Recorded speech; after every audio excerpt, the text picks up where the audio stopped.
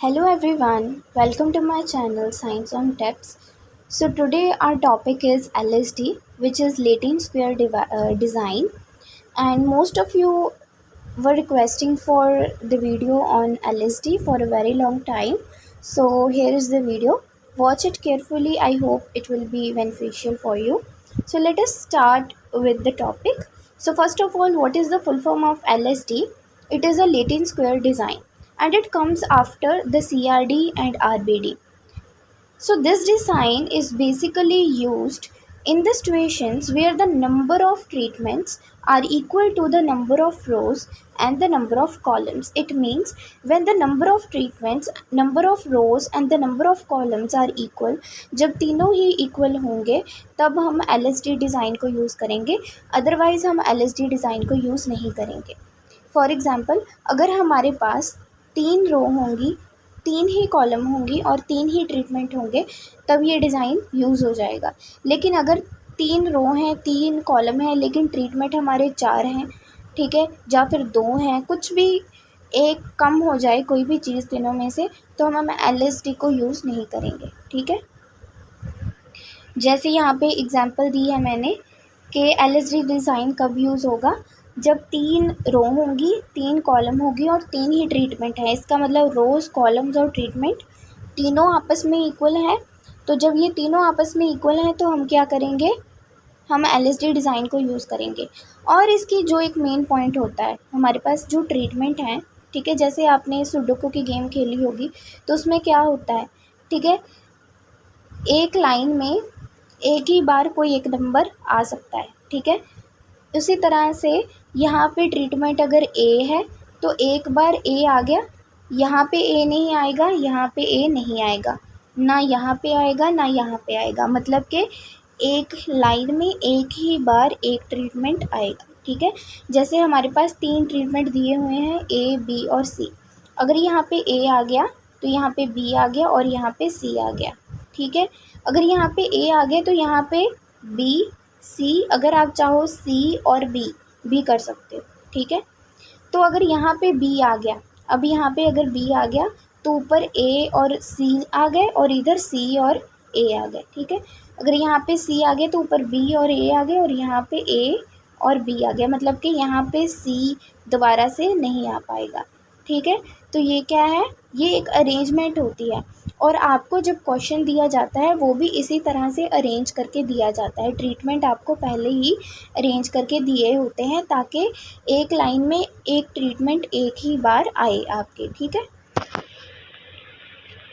अब जैसे हमारे पास, हम एक एग्जांपल से सॉल्व करेंगे पूरे LSD को. सो हम ये वाली एग्जांपल ले रहे हैं. तो सबसे पहले तो ये है कि इस साइड, ये वाली साइड आपकी कॉलम्स होंगी. क्या होंगी, कॉलम्स. और ये वाली साइड आपकी क्या होगी, रो होगी. तो सबसे पहले तो आप ये क्लियर करोगे, ये कॉलम और ये रो, यहाँ पे जो टोटल करके आप लिखोगे वो क्या होगा, कॉलम का टोटल होगा. और जहाँ पे नीचे जो टोटल करके आएगा वो क्या होगा, रो का टोटल होगा. तो सबसे पहले तो आप ये क्लियर कर लो. उसके बाद सेकंड चीज़, आप पहले देखो कि आपको क्वेश्चन में क्या गिवन है, हम इसको अच्छे से एनालाइज करेंगे. ठीक है, सबसे पहले तो हम ट्रीटमेंट की अरेंजमेंट देख लेते हैं. हमारे पास यहाँ पे कितने ट्रीटमेंट गिवन है, सबसे पहले तो देखो 4 ट्रीटमेंट है. कौन कौन से हैं, ए, बी, सी और डी. ठीक है, 4 ट्रीटमेंट है. दूसरी बात, कॉलम्स कितनी हैं, 4, C1, C2, C3 और C4. आप मान लो कि कॉलम 1, कॉलम 2, कॉलम 3 और कॉलम 4. उसके बाद हमारे पास 4 ही कॉलम होगी. उसके बाद हमारे पास रोज़ कितनी है, तो रोज़ भी हमारे पास 4 ही हैं, R1, R2, R3 और R4. ठीक है, तो ये बात होगी.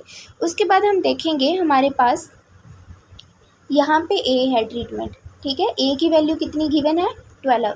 उसके बाद इधर क्या, इस साइड को क्या होगा, इस साइड को ए दोबारा से रिपीट नहीं होगा, तो यहाँ पे इन्होंने अरेंजमेंट की है सी, बी, डी. और इस साइड भी ए दोबारा से रिपीट नहीं होगा, यहाँ पे क्या है, सी, बी और डी. आई होप आपको समझ में आ गया होगा. यहाँ पे जो साथ में आपको वैल्यूज़ गिवन है वो ट्रीटमेंट की वैल्यूज़ ही हैं. अगर यहाँ पे है बी, ब्रैकेट में डाला हुआ है 12, तो मतलब कि ट्रीटमेंट जो बी है उसकी वैल्यू क्या है, 12. जब भी हमने LSD को सॉल्व करना है, हमने क्या करना है, हमने रोज़ का टोटल भी करना है, इधर से ज़रूर करेंगे. जैसे हम LSD में कर रहे हैं ना, तो जैसे हमने आरबीडी में और सीआरडी में किया था उसी तरह से हम इस साइड में टोटल भी करेंगे और दूसरा हम इस साइड से टोटल भी करेंगे। लेकिन इसके साथ हमने एक चीज़ और करनी है। वो कौन सी चीज़ करनी है कि हमने ट्रीटमेंट का टोटल भी करना है। लेकिन यहाँ पे ट्रीटमेंट का टोटल कैसे होगा, उसके लिए कोई और जो है मेथड है। जैसे यहाँ पे ए है और ए कहाँ है, यहाँ है, और ए कहाँ है, यहाँ है, और ए कहाँ है, यहाँ। तो ट्रीटमेंट ए का टोटल हमारे पास क्या होगा, 12 + 7 + 5 + 7। ऑलराइट, तो जो भी प्लस करके आएगा वो हो गया हमारे पास ट्रीटमेंट ए का टोटल। और अगर हमने ट्रीटमेंट बी का टोटल करना है तो वो हमारे पास क्या होगा, 10 + 12 + 22 और +17। ठीक है, ओके। और अगर हमने सी का टोटल करना है तो हमारे पास सी का टोटल क्या होगा, 19, 18, 21 और 27। इसी तरह से अगर हमने डी का टोटल करना है तो हमारे पास जो डी है उसका टोटल हमारे पास क्या होगा, 8 + 6 + 10 + 12। तो सबसे पहले तो आप वीडियो को पॉज करके सारे जो ट्रीटमेंट है उसका टोटल कर लो। उसके बाद जितनी रोज़ हैं, रोज़ कैसे, 12 + 19 + 10 + 8, तो ये हो गया रो 1 का टोटल। उसके बाद 18 + 12 + 6 + 7 हो गया रो 2 का टोटल। इसी तरह से ये टोटल और ये टोटल, आप ये टोटल कर लो और इधर से आपने कॉलम का भी टोटल करना है। ठीक है, तो अगर आपने कॉलम का टोटल करना है तो आप क्या करोगे, 12 + 18 + 22 + 12, 19, 12, 8, 10, 7, 19, 12, 10, 7। इसी तरह से C3 का और C4 का।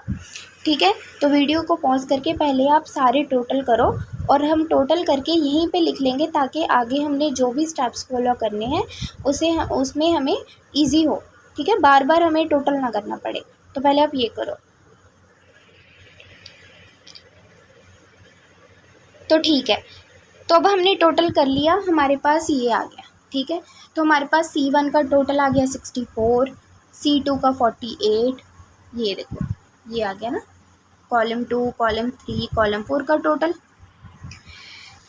उसके बाद हमारे पास ये रो 1, रो 2, रो 3 और रो 4 का टोटल। उसके बाद हमें पता है हमने ग्रैंड टोटल भी निकालना होता है। तो ग्रैंड टोटल हमारे पास ये क्या होगा, यहाँ से प्लस करके और यहाँ से प्लस करके क्या आना चाहिए, ऑलवेज सेम। अगर इधर से और इधर से प्लस करके आपका सेम नहीं आ रहा तो इसका मतलब आपने कोई कैलकुलेशन में मिस्टेक की है। आप यहीं पे उसे करेक्ट कर लो ताकि अगर आपकी एक भी वैल्यू गलत हो गई तो आपके आने वाले जो भी स्टेप्स होंगे उसमें वैल्यू गलत होगी और जो आंसर होगा वो भी हमारा रॉन्ग होगा, तो उसका कोई भी फ़ायदा नहीं। तो यहीं पे इस क्वेश्चन को देखने का मेरा कि आंसर आगे करेक्ट होने वाला है या फिर नहीं, यहीं पे आप चेक कर सकते हो। ठीक है, क्रॉस चेकिंग जरूर करो, इधर से प्लस करो, इधर से प्लस करो, ये सेम आना चाहिए। और ये क्या है, ग्रैंड टोटल। ठीक है, तो ये है हमारे पास ट्रीटमेंट का टोटल। ठीक है, जो हमारे पास टोटल है वो उसको हम कैसे लिख लेते हैं, ऐसे। तो ये हो गया ट्रीटमेंट ए का टोटल 31, इसी तरह से ट्रीटमेंट बी का, ट्रीटमेंट सी का और ट्रीटमेंट, ठीक है, डी का। तो आप चेक कर लो आपका सही आया था या फिर नहीं आया था। ठीक है, अगर नहीं सही आया तो आप दोबारा से एक बार कैलकुलेशन करके देख लो कि कहाँ पे आपने मिस्टेक की है। उसके बाद नेक्स्ट हमारे पास स्टेप क्या होंगे, स्टेप्स ऑलमोस्ट सिमिलर हैं आरबीडी और सीआरडी के। अगर आपको वो दोनों आएंगे ना तो एलएसडी तो आ ही जाएगा, क्योंकि इसमें हर एक जो आगे वाला मेथड होगा ना उसमें सिर्फ और सिर्फ एक स्टेप ही एक्स्ट्रा होता है, otherwise the method is almost similar. ठीक है, तो सबसे पहले हमारा स्टेप क्या होगा, definitely setting up the hypothesis is the first step. So we will set the hypothesis for rows, for columns and for treatments. और इफ सबसे पहले तो अगर रो के लिए हाइपोथेसिस को सेट करना है तो सबसे पहले हम नल हाइपोथेसिस सेट कर लेंगे H0, जो क्या होगी R1 equal to R2 equal to R3 equal to R4, मतलब कि चारों रोज आपस के इक्वल हैं।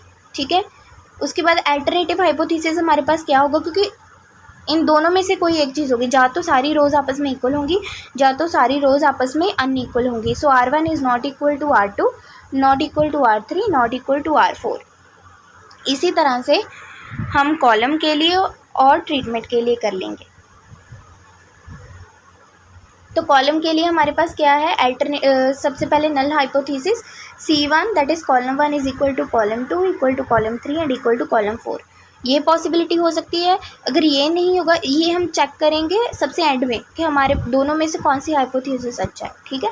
अल्टरनेटिव हाइपोथेसिस क्या हो जाएगी, C1 not equal to C2 not equal to C3 and not equal to C4। उसके बाद ट्रीटमेंट के लिए हमारे पास क्या आ जाएगी, नल हाइपोथेसिस के treatment 1 equal to treatment 2 equal to treatment 3 equal to treatment 4। और हमारे पास अल्टरनेटिव हाइपोथेसिस क्या आ जाएगी, treatment 1 is not equal to treatment 2 not equal to treatment 3 and not equal to treatment 4। Alright. So सबसे पहला हमारा स्टेप हो गया, हमने हाइपोथेसिस को सेट कर लिया, ये होगी आपकी हाइपोथेसिस सेट। उसके बाद हमारे पास सेकंड स्टेप कौन सा है, सेम करेक्शन फैक्टर को फाइंड आउट करना। ग्रैंड टोटल का स्केयर कर लेंगे, उसको नंबर ऑफ एक्सपेरिमेंटल यूनिट से डिवाइड कर लेंगे। तो हमारे पास कितने एक्सपेरिमेंटल यूनिट थे, 16 एक्सपेरिमेंटल यूनिट थे, ठीक है। और हमारे पास ग्रैंड टोटल का स्केयर करके हमारे पास ये वैल्यू आई। जब हम उसको कैलकुलेट करेंगे तो हमारे पास करेक्शन फैक्टर कितना हो जाएगा, 2835.56। एक बार आप खुद भी कैलकुलेट करो, और अगर मेरा गलत है तो आप ये बताओ, अगर आपका गलत है तो आप उसको चेक करो, ठीक है। तो जब हमने करेक्शन फैक्टर फाइंड आउट कर लिया, हमने आगे जो भी वैल्यू फाइंड आउट करनी है उसमें से हमने क्या करना है, करेक्शन फैक्टर को माइनस करना है। ये ऑलवेज होता है, ठीक है। फॉर एग्जांपल सबसे पहले हम कॉलम का ही सम ऑफ स्केयर निकाल लेते हैं, column sum of square. So column sum of square के लिए हम क्या करेंगे, जो भी कॉलम का, ईच कॉलम का टोटल था उसको स्केयर करेंगे। कैसे, ये देखिए,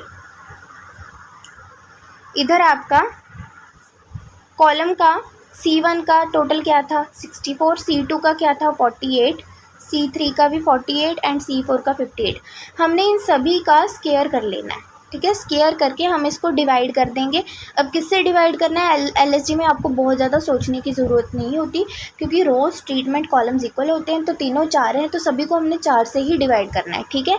और जो वैल्यू आएगी उसमें से करेक्शन फैक्टर हमने माइनस करते हैं। तो हम इस सभी का स्केयर करेंगे, प्लस करेंगे, ये देखो यहाँ पे।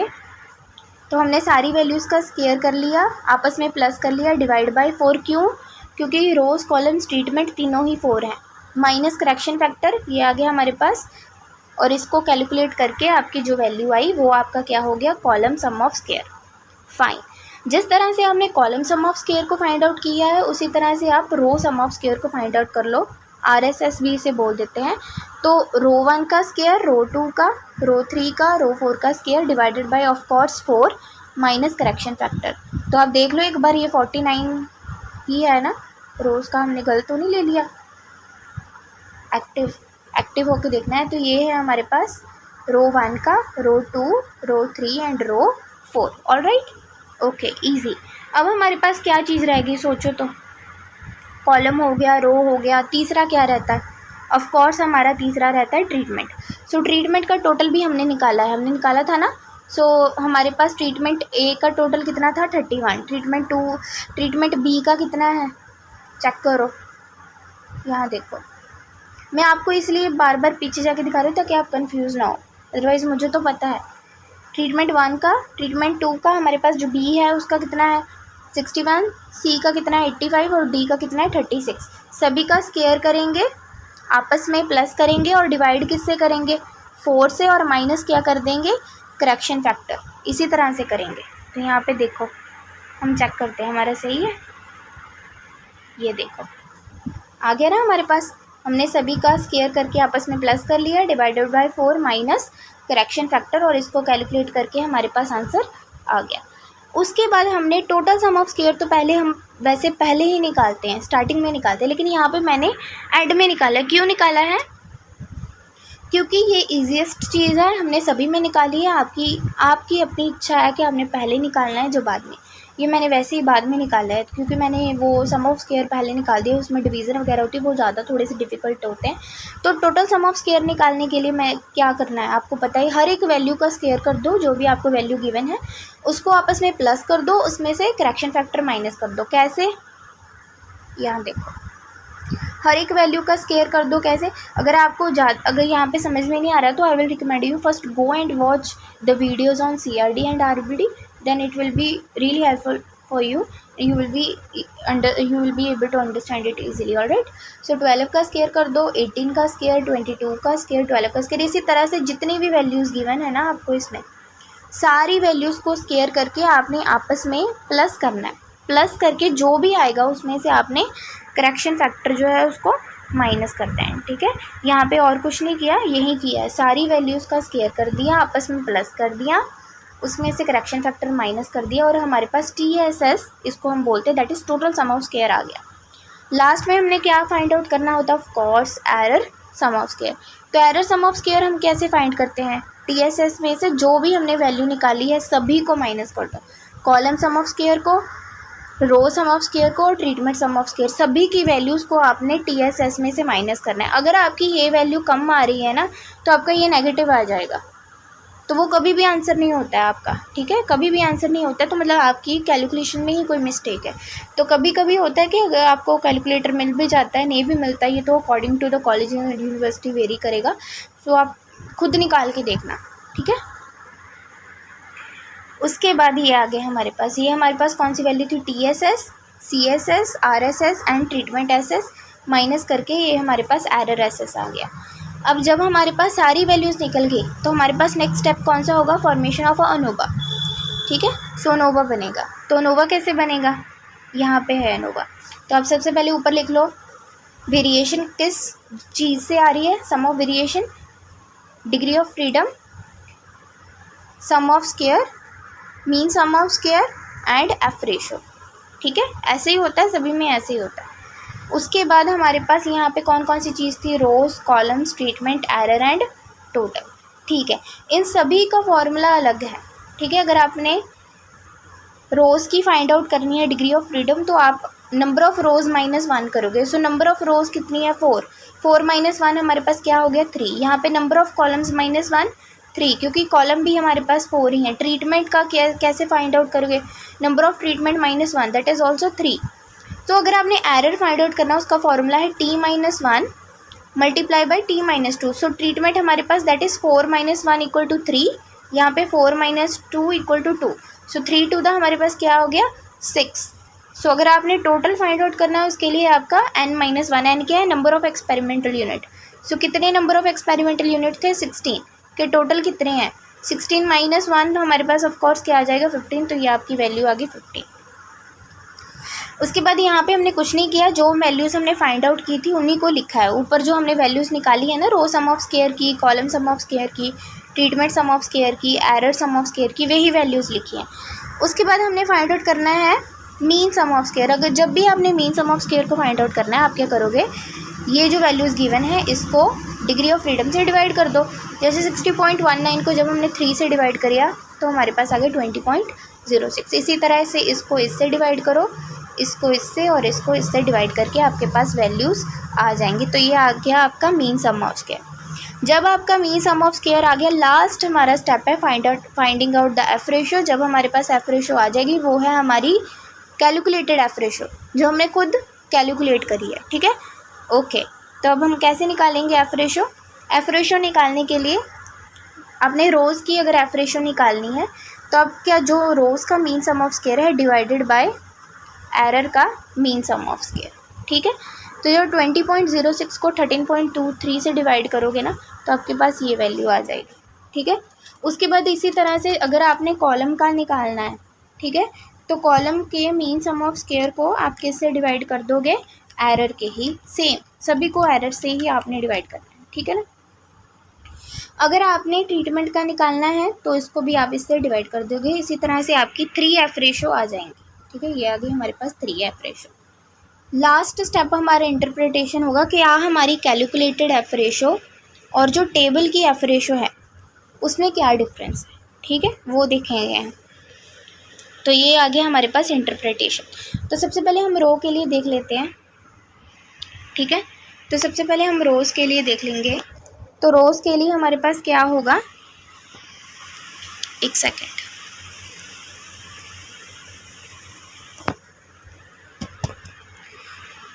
तो रो के लिए हमारे पास क्या होगा, यहाँ पे समथिंग गॉट रॉन्ग,